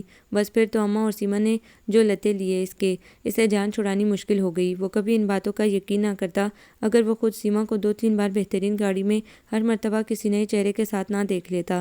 سیما کا وتیرہ ہی یہی تھا، وہ مردوں کی آنکھ میں آنکھ ڈال کر بات کرتی اور اداؤں کے جال میں پھانس کر اپنا مقصد حل کرتی تھی۔ اچھی شکل کا وہ بھرپور فائدہ اٹھا رہی تھی۔ پھر اسد جیسا بیوقوف ہاتھ لگا تو اس نے دونوں ہاتھوں سے اسے لوٹنے کا فیصلہ کر لیا۔ سونے پہ سہاگا، شادی کے موقع پہ ایسی شرط رکھ دی۔ وہ اپنے ساتھ ساتھ اس گنگا سے اپنے گھر والوں کو بھی فیضیاب کرنا چاہتی تھی۔ عمر کی شادی اسد کی بہن سے ہونے کی صورت ان کا گھر بہترین جہیز سے بھر جاتا۔ سونا، نقدی اور جو مکان وغیرہ حصے میں آتا وہ الگ، اندھا کیا چاہے 2 آنکھیں کے مترادف۔ اماں کو یہ اسکیم بے حد بھائی، اور یوں عمر کو مطلع کیے بغیر یہ سارا معاملہ طے کر لیا گیا کہ اسد تو پوری طرح مٹھی میں آ ہی چکا تھا۔ یہ کچھ پیسے رکھ لیں۔ اگلے دن اتوار تھا اور وہ گھر پر ہی تھی۔ ناشتے کا کام نپٹا کر اس نے مشین لگا رکھی تھی۔ اپنے ہفتے بھر کے دھونے والے کپڑے لینے کمرے میں آئی تو عمر جیسے اس کا منتظر تھا۔ علیزے نے حیران ہو کر اس کے بڑھائے ہرے نوٹوں کو دیکھا تھا۔ یہ کس لیے؟ اس کی سبھی پیشانی پہ شکنیں پڑنے لگیں۔ پڑتی ہیں تو ظاہر ہے ضرورت تو پڑتی ہوگی، وہ آہستگی سے بولا۔ پتہ نہیں وہ اسے نظریں چرا کر ہی کیوں بات کرتا تھا۔ بڑی جلدی خیال نہیں آ گیا آپ کو میری ضرورتوں کا؟ وہ نہ چاہتے ہوئے بھی تلخ ہو گئی۔ آئی ایم سوری، مجھے احساس تھا، مگر وہ ہچکچایا تو علیزے نے استفہامی نظروں سے اسے دیکھا۔ مگر وہ وضاحت چاہ رہی تھی۔ عمر جوش بوش ہونے لگا۔ اب اسے کیا پتا تھا کہ اس کی اس ناگواری سے خائف تھا۔ مجھے ضرورت نہیں ہے آپ کے پیسے کی، سنبھال کر رکھیں، آپ کی ماں بہنوں کے کام آئیں گے۔ اسے خواہ مخواہ غصہ آنے لگا۔ ان کے ساتھ ساتھ آپ بھی میری ذمہ داری ہیں، مجھے اپنے حقوق تو ادا کرنے دیں۔ وہ نرمی سے جھنجھلایا تھا۔ علیزہ چونک گئی۔ کس قسم کے حقوق کی ادائیگی کرنا چاہتے ہیں؟ میرے ساتھ جو کچھ ہو رہا ہے یہاں جانتے ہیں نا سب، کر سکتے ہیں میرا دفاع؟ اس کا کاٹدار طنزیہ لہجہ عمر کا چہرہ واضح طور پر پھیکا کر گیا۔ اسی لیے میں نے آپ کو ساتھ لے جانا چاہا تھا۔ آپ کے خیال میں یہ مسئلے کا حل تھا؟ وہ چٹکی۔ پھر کیا چاہتی ہیں آپ؟ وہ عاجز آ گیا۔ کم از کم آپ سے کچھ نہیں، بس اپنے کام سے کام رکھیں۔ وہ اپنا غبار اس پہ نکال کر الماری کھول کر کپڑے نکالنے لگی۔ عمر نے ہونٹ کاٹے تھے۔ پیسے واپس رکھنے کو اس نے کرتے کی جیب سے والیٹ نکالا تو والیٹ کے ساتھ کوئی اور چیز بھی جیب سے نکل کر نیچے گری تھی اور لڑکتی ہوئی کچھ دور چلی گئی۔ پختہ فرش پر پلاسٹک کی ڈبیا کی آواز کا ارتعاش گونجا۔ عمر کے ساتھ علیزہ بھی متوجہ ہوئی۔ دل شیپ میرون کلر کی چھوٹی سی ڈبیا کا ڈھکن کھلا تھا اور نازک سی گولڈ کی رنگ علیزہ کے قدموں سے کچھ فاصلے پر گر کر ساکن ہو گئی۔ عمر نے یہ انگوٹھی علیزہ کی رونمائی کے لیے بہت چاہت سے خریدی تھی، مگر اپنے سے بہت اونچے مقام کی دلہن کو پا کر وہ اتنا کنفیوز ہوا کہ یہ معمولی تحفہ اسے دینے کی ہمت نہیں کر سکا اور وہ یوں ہی جیب میں پڑا رہ گیا۔ پھر دلہن کے چہرے پر اپنے لیے بیزاری اور ناگواری کے تاثرات نے بھی تو اسے پیش رفت کی ہمت نہیں کرنے دی تھی۔ وہ جو پہلے ہی ماں اور بڑی بہن کے بے تحاشا دباؤ میں پل کر بڑا ہوا تھا اور ایک دبی ہوئی شخصیت کا مالک تھا، اتنی شاندار لڑکی کے قابل ہرگز بھی خود کو نہیں پاتا تھا۔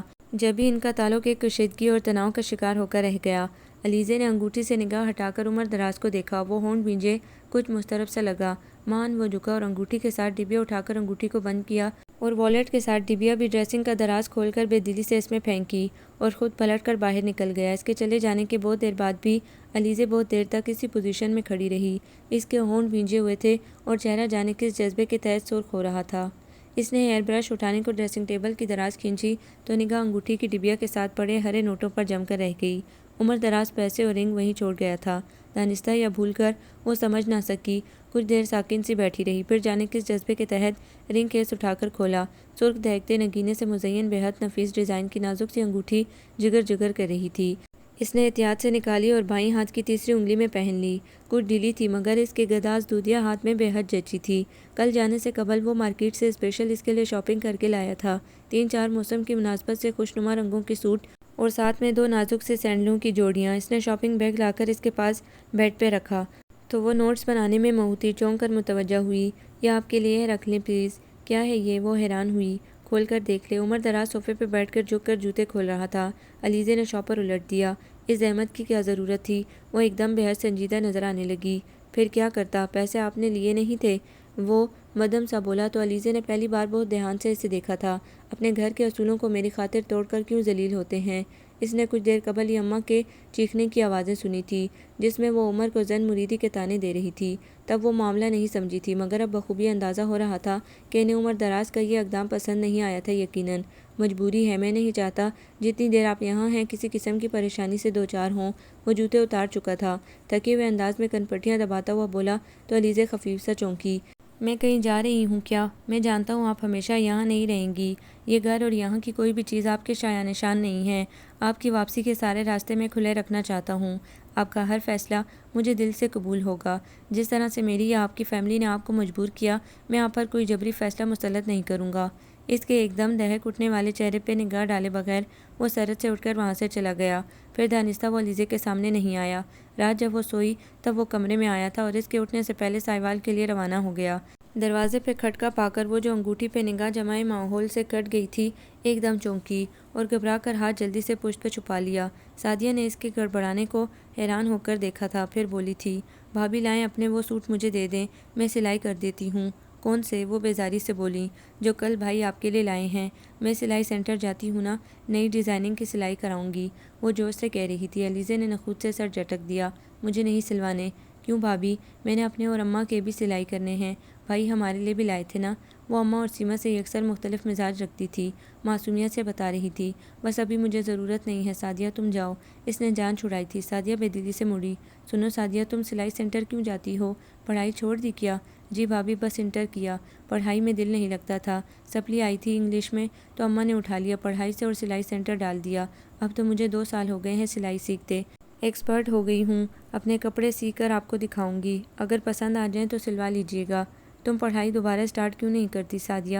وہ میں نے بتایا نا کہ مجھے مشکل لگتی ہے انگلش۔ سعدیہ گڑبڑا سی گئی۔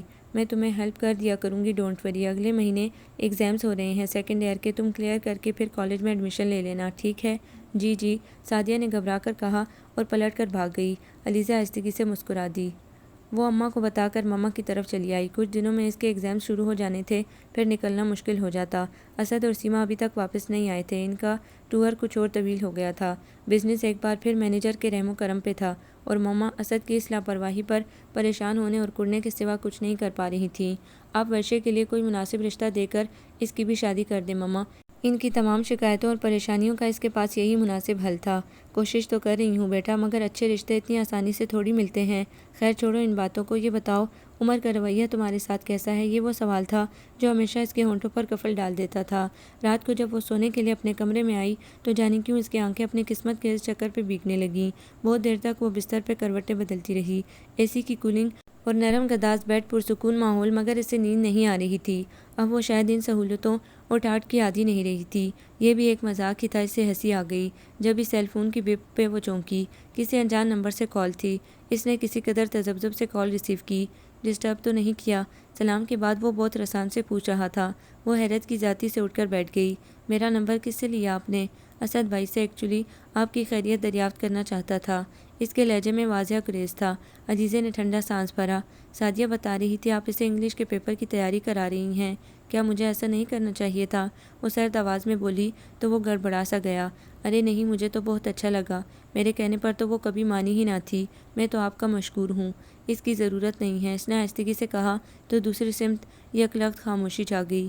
کب تک ادھر رہنے کا ارادہ ہے آپ کا؟ اس کا انداز کسی قدر جھجکا ہوا تھا۔ کیوں پوچھ رہے ہیں؟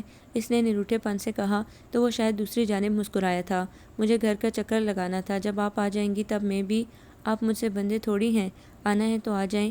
پہلے ہی آپ کی اماں کو کم شکایتیں نہیں ہیں مجھ سے۔ اس کی بات قطع کر کے وہ غصے سے کہہ گئی تو وہ ایک دم خاموش ہو کر رہ گیا تھا۔ آپ ٹھیک کہتی ہیں، اوکے میں لگا لوں گا چکر، آپ آرام کریں، میں نے یقیناً ڈسٹرب کر دیا آپ کو۔ اگلے لمحے بے حد تکلف آ گیا تھا اس کے لہجے میں۔ علیزے نے حیران ہو کر سیل فون کو دیکھا جہاں رابطہ منقطع ہو چکا تھا۔ اس نے کندھے اچکائے اور سیل فون پٹک کر کروٹ بدل لی۔ پتہ نہیں وہ کیوں سلگ اٹھی تھی۔ عمر بھائی آئے ہوئے ہیں آپ کو لینے۔ وہ یونیورسٹی سے لوٹی تو ورشے کی اطلاع پہ تھمسی گئی۔ دل کچھ عجیب انداز سے دھڑک اٹھا۔ کہاں ہیں؟ اس نے جگ سے پانی گلاس میں انڈیلتے ہوئے سوال کیا۔ ابھی ہی آئے ہیں، مما کے ساتھ ڈرائنگ روم میں بیٹھے ہیں۔ کہاں جا رہی ہیں؟ سلام تو کر آئیں پہلے۔ وہ اپنے کمرے کی جانب بڑھی تو ورشے نے ٹوکا تھا، سلام کہیں بھاگا جا رہا ہے نا تمہارے عمر بھائی؟ فریش تو ہونے دو مجھے، وہ بے نیازی سے کہہ کر آگے بڑھ گئی، جبکہ ورشے اسی پل وہاں آنے والے عمر دراز کے سامنے خفزدہ سی کھڑی تھی۔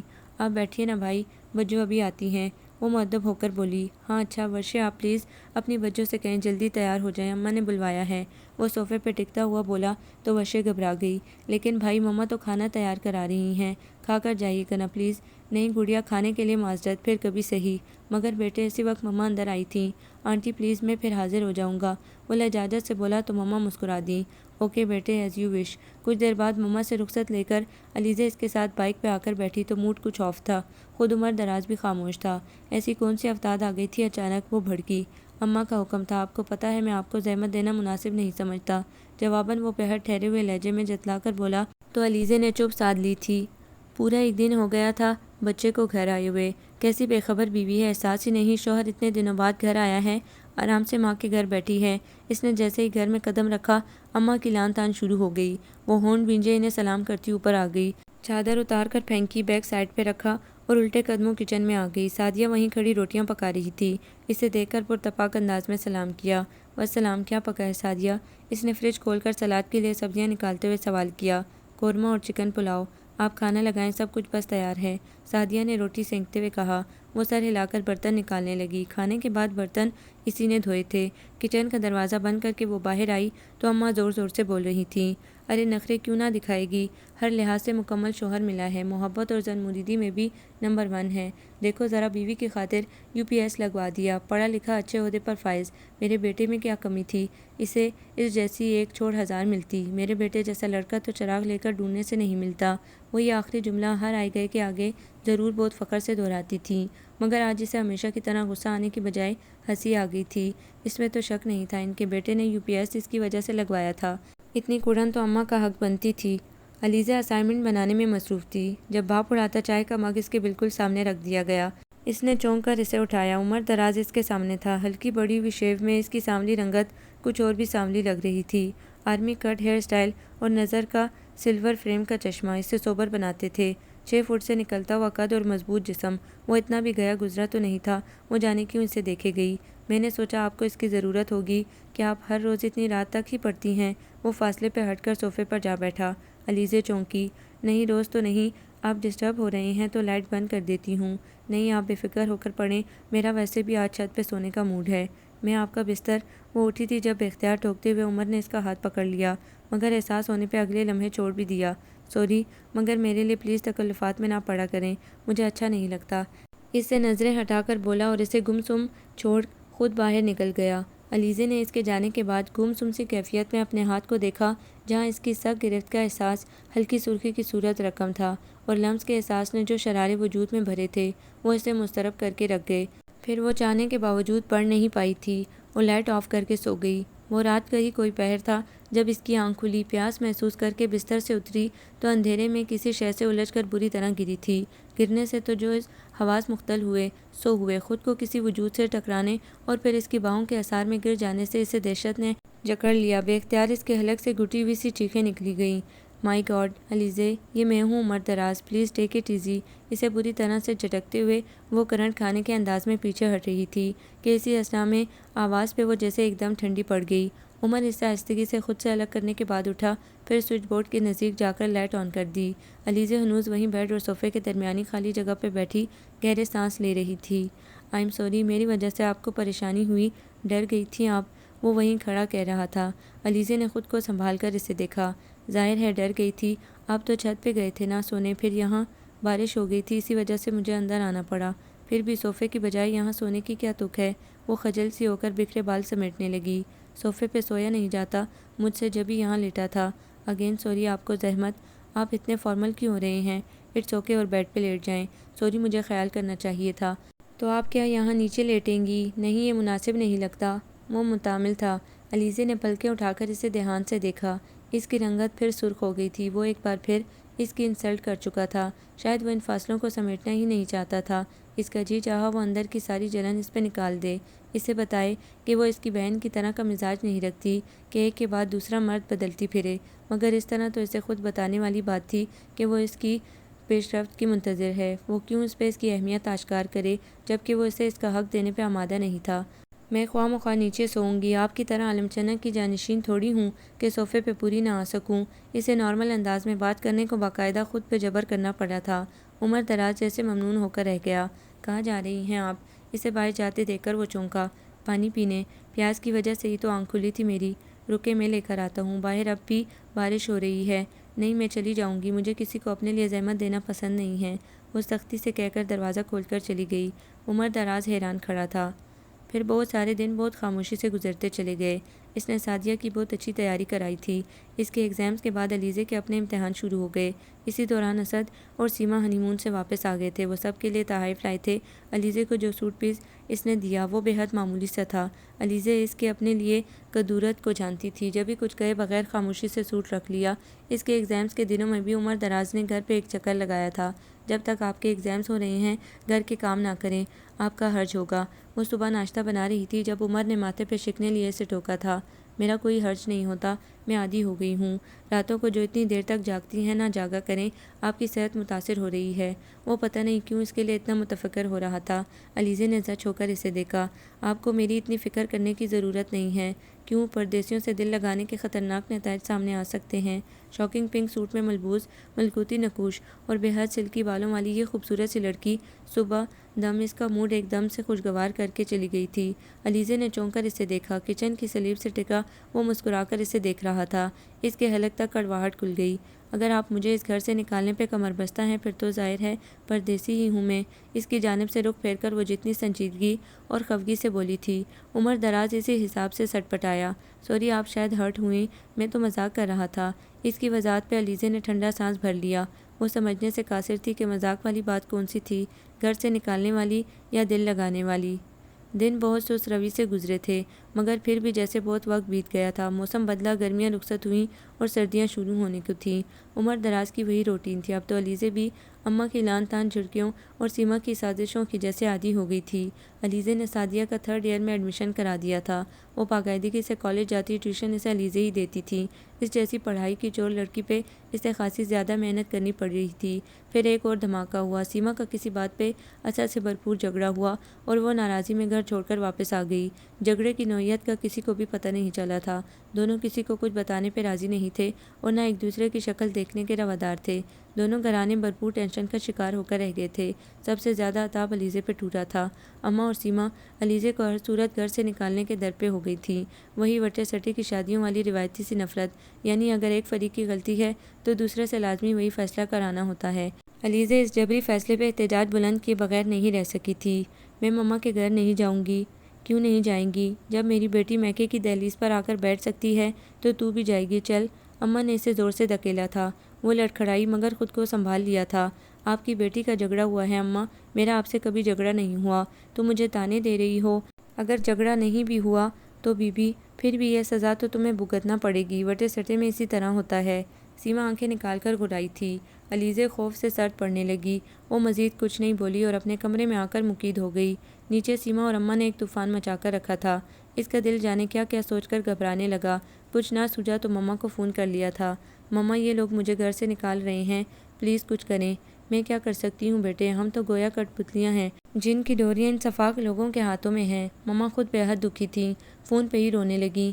میں ایسا کچھ نہیں چاہتی ہوں مما، میری زندگی تماشا بن رہی ہے۔ کل ان کی صلح ہو جائے گی تو یہ مجھے بھی واپس بھیج دیں گے، پھر لڑائی ہوگی تو مجھے پھر نکال دیں گے۔ وہ سسکنے لگی۔ مما اسے فون پر تسلی دلاسے دیتی رہیں۔ تم عمر سے بات کرو، وہ کیا کہتا ہے؟ اور علیزے کے اندر بے چارگی اتر آئی۔ اب انہیں وہ کیا کہتی کہ اس نے کبھی اسے کوئی آس نہیں دلائی تھی۔ شام کے بعد رات اتر آئی اور کمرے سے نہیں نکلی۔ مسلسل رونے سے اس کی آنکھیں سوج گئی تھی۔ رات کا دوسرا پہر تھا جب اس کے کمرے کے دروازے پہ دستک ہوئی۔ وہ ہڑبڑا کر اٹھ بیٹھی۔ ذرا آنکھ لگنے سے قبل تک وہ نیچے سے مسلسل جھگڑے کی آوازیں سنتی رہی تھی، جس میں زیادہ تر اسد اور علیزے کو ہی کوسا جا رہا تھا۔ دستک دوبارہ ہوئی تھی، ساتھ میں عمر دراز کی آواز بھی سنائی دی۔ وہ اسے دروازہ کھولنے کا کہہ رہا تھا۔ اس کے تن مردہ میں جیسے جان پڑ گئی۔ وہ سرعت سے اٹھی اور آگے بڑھ کر دروازے کا بولٹ گرا دیا۔ طبیعت ٹھیک ہے آپ کی؟ عمر دراز اس کی پرنم آنکھوں اور ستے ہوئے چہرے کو دیکھ کر بولا۔ جی، آپ کب آئے؟ ابھی کچھ دیر پہلے، اماں نے بلوا لیا ہے۔ وہ اندر آ گیا۔ علیزے کچھ سہم کر اس کی صورت تکنے لگی۔ جانے اب وہ کیا کہتا ہے۔ میں اسے بتا دوں گی کہ میں اپنا گھر برباد نہیں کرنا چاہتی۔ اس نے خود کو ڈھارس دی، مگر اس کی نوبت نہیں آئی۔ اگلے لمحے اماں اور سیما دندناتی ہوئی کمرے میں آن گھسی تھی۔ ابھی نکالو اسے گھر سے باہر۔ اس کے بھائی کو فون کرو، آ کر لے جائے اسے۔ میری بیٹی کو بھی اسی طرح نکالا ہے، اماں چلانے لگی۔ علیزے نے گھبرا کر انہیں دیکھا۔ عمر دراز ضرورت سے زیادہ سنجیدہ تھا۔ ہاں تو اور کیا، لینے آیا تھا اس کا بھائی، مگر یہ کمرے سے نہیں نکلی۔ سیما نے پھنکار کر کہا۔ میں نہیں جاؤں گی، میں کہہ چکی ہوں۔ وہ ضبط کھو کر چیخی۔ عمر دراز نے ٹھٹک کر اسے دیکھا۔ کیسے نہیں جاتی، ابھی بتاتی ہوں تمہیں۔ اماں تل ملا کر اس پر چڑھ دوڑی، مگر عمر دراز نے بروقت مداخلت کی۔ پلیز اماں، آرام سے۔ کیا آرام سے؟ باہر نکال اسے، وہ گھرائیں۔ عمر دراز انہیں ٹھنڈا کرنے کی کوشش کرتا رہا تھا۔ خاصی دیر تک جھگڑا ہوتا رہا۔ پھر سیما اور اماں صبح تک اسے مہلت دینے پہ بمشکل رضامند ہو کر نیچے گئی تھیں۔ علیزے حواس باختہ سی بیٹھی تھی۔ عمر دراز نے دروازہ بند کر کے اسے دیکھا اور گہرا سانس بھرا۔ آپ مجھے صبح نکال دیں گے؟ وہ سراسیمگی سے استفسار کر رہی تھی۔ آپ کیا چاہتی ہیں؟ وہ رسان سے پوچھنے لگا۔ میں واپس نہیں جانا چاہتی، میں ہمیشہ یہاں رہنا چاہتی ہوں۔ اس نے لمحے بھر کی تاخیر کے بغیر اپنا فیصلہ سنایا تو عمر دراز نے کچھ دیر تک خاموشی سے اس کا جائزہ لیا تھا۔ جذباتیت کے بغیر فیصلہ کریں علیزے، آپ کے لیے بہترین موقع ہے واپسی کا۔ آپ پر کوئی الزام بھی عائد نہیں ہوگا، آپ اپنی مرضی کی راہ چن لیں۔ علیزے نے ہرٹ ہوتے ہوئے اسے دیکھا۔ آپ مجھے رکھنا نہیں چاہتے ہیں نا؟ مجھے پتہ تھا آپ اپنی اماں اور بہن کے خلاف چل ہی نہیں سکتے۔ یہ بات نہیں ہے علیزے، میں نے آپ سے کہا تھا نا کہ میں واپسی کے راستے آپ کے لیے کھلے چھوڑنا چاہتا ہوں، کیونکہ میں سمجھتا ہوں آپ کے ساتھ زبردستی کی گئی۔ یہاں کچھ بھی آپ کے شایان شان نہیں ہے، اور زبردستی کے بندھن پائیدار نہیں ہوتے جب دلوں میں گنجائش نہ ہو تو۔ مگر یہ میرا نصیب تھا، اور نصیب سے جھگڑا نہیں کیا جا سکتا۔ میں اپنے نصیب کے لکھے پہ اگر شاکر نہیں تھی تو اب شاکی بھی نہیں ہوں۔ اور کس کے دل کی گنجائش کی بات کر رہے ہیں؟ اپنے؟ میں تو آپ کی بات کر رہا ہوں۔ میں تو آپ کو پہلی بار دیکھ کر ہی مان وہ ایک دم زبان دبا گیا، کچھ گھسیاہٹ کا شکار ہوتا ہوا۔ علیزے نے چونک کر اسے دیکھا۔ کیا کہہ رہے تھے آپ؟ اس کے بےتابی سے سوال کرنے پہ عمر دراز نے ٹھنڈی سانس کھینچی۔ میں بہت عام سا انسان ہوں علیزے، اور آپ اسی قدر خوبصورت، اور خوبصورت لوگوں سے تو خود بخود محبت ہو جایا کرتی ہے۔ بس میں خود کو آپ کے قابل نہیں سمجھتا تھا۔ وہ پہلی بار اس پہ اپنی کیفیت آشکار کر رہا تھا۔ تو آپ مجھ سے محبت کرتے تھے؟ وہ حیران رہ گئیں۔ ہاں، مجھے تم سے محبت ہو گئی تھی، بلکہ ہے جبھی تو تمہاری خاطر اکثر اماں کی نافرمانی کرنے لگا تھا، جو پہلے کبھی نہیں کی تھی۔ وہ کسی قدر چیم کر بولا تو علیزے کی حیرت دو چند ہو کر رہ گئی۔ اسی لیے مجھے اپنے ساتھ بھی لے جانا چاہتے تھے؟ ہاں، مجھے اماں کا آپ کو ڈانٹنا اچھا جو نہیں لگتا تھا۔ مجھے پتا تھا ایک دن یہ سب ہونا ہے جو آج ہوا۔ وہ یوں ہی خفزدہ سا بتائے گیا۔ علیزے نے گہرا سانس بھرا، پھر مسکرا دی۔ تو آپ اب مجھے کل ماما کی طرف تو نہیں بھیجیں گے؟ علیزے، میں پھر آپ سے کہوں گا، صرف سمجھوتے کی بنا پہ زندگی نہیں گزرتی۔ آپ اچھی طرح سوچ لیں۔ وہ ایک بار پھر سنجیدہ ہوا تو علیزے نے اسے گھورا تھا۔ وہ رنگ کس کے لیے تھی جو دراز میں رکھی تھی آپ نے؟ آپ کے لیے ہی خریدی تھی، مگر دینے کا حوصلہ نہیں ہوا۔ علیزے نے اس کی بات اچکی تو وہ ہچکچا سا گیا۔ وہ مجھے آپ کے سامنے بہت معمولی لگی تھی۔ جہاں رشتے خاص ہوں وہاں کچھ بھی معمولی نہیں ہوتا عمر۔ آپ نے نہیں پہنائی تو کیا ہوا، میں نے خود پہن لی۔ جو چیز میری ہے اس پہ مجھے حق جتانا اچھا لگتا ہے، اس نے مسکراہٹ دباتے ہوئے کہا، اور دائیں ہاتھ بڑے ناز سے اس کے سامنے لہرایا۔ عمر دنگ رہ گیا اس کے ہاتھ کی انگلی میں رونمائی رنگ دیکھ کر۔ علیزے، علیزے، وہ ایک دم مسرور ہوا تھا اور اس کا ہاتھ پکڑ کر بے ساختہ ہونٹوں سے چھوا۔ آپ نے مجھے خاص کر دیا ہے علیزے، تھینکس اے لاٹ۔ کیا میں سمجھوں کہ آپ کو بھی مجھ سے محبت ہے؟ وہ کسی قدر شوخی سے بولا تو علیزے نے زیر لب مسکراتے ہوئے گردن اکڑا لی۔ میں کیوں بتاؤں بھلا؟ آپ کو کیا لگتا ہے؟ مجھے تو صاف لگتا ہے یہ لڑکی جو میری بے نیازی پہ مجھے گھورتی ہے اور نظر اندازی پہ کاٹ کھانے کو دوڑتی ہے، مجھ سے لازماً محبت کرتی ہے۔ وہ ہنس رہا تھا۔ علیزے بری طرح سے بلش کر گئی۔ یعنی آپ بھی وہ نہیں تھے جو ظاہر کر رہے تھے، ہے نا؟ وہ اسے گھورنے لگی۔ جواباً وہ ہنستا رہا۔ آپ تو سمجھدار ہیں جناب۔ عمر، مجھے ڈر لگ رہا ہے اگر اماں اور آپا نے آپ کو فورس کیا تو؟ نہیں علیزے، پریشان مت ہو، میں آپ کے ساتھ کچھ غلط نہیں ہونے دوں گا۔ یہ میرا آپ سے وعدہ ہے، آپ کے ساتھ اب مزید کوئی جبر، کوئی زیادتی نہیں ہوگی۔ ٹرسٹ می، میں آپ کو اپنے ساتھ لے جاؤں گا۔ عمر دراز نے اس کے ہاتھ تھام کر تسلی دی تو وہ ذرا سا ریلیکس ہوئی۔ مگر اس طرح اماں بہت خفا ہو جائیں گی عمر۔ جو میں نہیں چاہتی، وہ ماں ہیں آپ کی، اور ماں کے بیٹے پہ بہت حقوق ہوتے ہیں۔ میں یہ بھی نہیں چاہوں گی کہ آپ اسد بھائی کی طرح اپنی ماں کو سرے سے نظر انداز کر دیں۔ ایسا کچھ نہیں ہوگا جناب۔ اماں مجھ سے بہت محبت کرتی ہیں۔ اکلوتا بیٹا جو ہوں، جبھی تو ایک بہترین لڑکی تلاش کی اپنے بیٹے کے لیے، اتنی بہترین کہ اگر ان کا بیٹا کہیں جذباتی ہو کر بھٹکنا چاہے تو وہ اسے بھٹکنے نہیں دیتی۔ پھر رشتے میرے نزدیک بہت اہم ہیں۔ آپ اپنی جگہ پہ، اماں اپنی جگہ پہ۔ میں نہ صرف اماں کو سمجھاؤں گا بلکہ اسد بھائی کے ساتھ آپا کی مصالحت کرانے کی بھی کوشش کروں گا۔ ہاں، میں بھی دعا کروں گی۔ صرف دعا؟ وہ بسورا تو علیزے چونکی۔ اور کیا کروں آپ بتائیں؟ یار، اپنے شوہر نامدار پہ بھی تھوڑی سی توجہ کی عنایت کر دو، اتنے مہینوں سے اسی نگاہ کرم کا منتظر ہے۔ وہ شریر ہوا تو علیزے شرم سے سرخ پڑتی ڈھنگ سے اسے گھور بھی نہ سکی۔ عمر دراز نے یوں ہی ہنستے ہوئے اسے باہوں کے اثار میں لیا تو اس کے اندر ڈھیروں طمانینت اور سکون اتر آیا۔ وہ اپنی فہم و فراست سے یقیناً ایک نہیں دو گھر ٹوٹنے سے بچانے میں کامیاب رہی تھی۔ آپ کو یہ ناول کیسا لگا؟ کمنٹس میں اپنی رائے ضرور دیں۔ ہمارے چینل کو لائک کریں، سبسکرائب کریں، شیئر کریں۔